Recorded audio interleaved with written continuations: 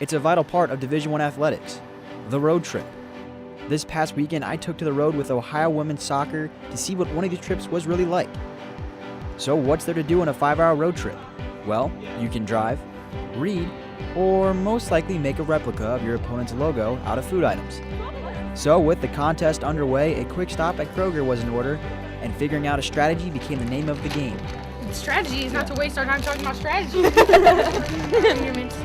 Back on the bus, things were getting heated, and stopping for dinner meant the competition had come to a close. I like this team just because they're close. Yeah, the proximity.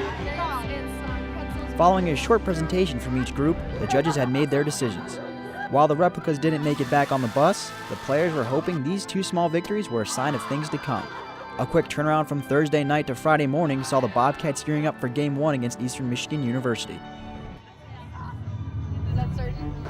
Be who you really are. Let all the frustrations and everything else go away, whatever it might be, and just play soccer.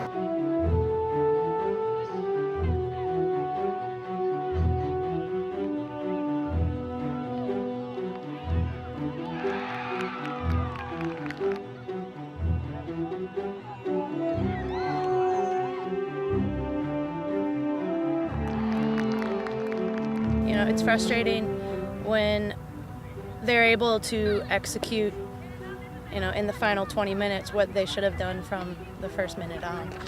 With a loss in the books, it was once again back to the bus. Next stop, Kalamazoo.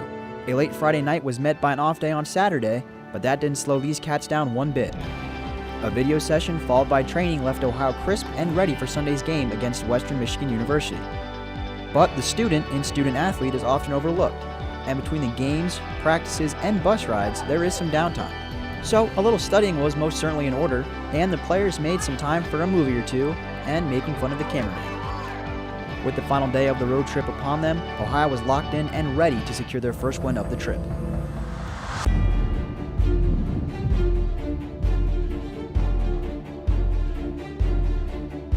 So Ohio soccer played 68 minutes, and then the game got postponed. Right now, it's about 3:20. We only have until 4 o'clock. The refs deemed the field unplayable right now. I'm not really sure why. These Bobcats worked as hard as they could to get the field in playing condition, and even inspired this reporter to help out just a bit. However, their efforts would be in vain as time would run out. But I quickly learned that even though there wouldn't be a finish to the game, there was still some fun to be had. Finally, it was back to the bus and back to work on the long road trip to Athens.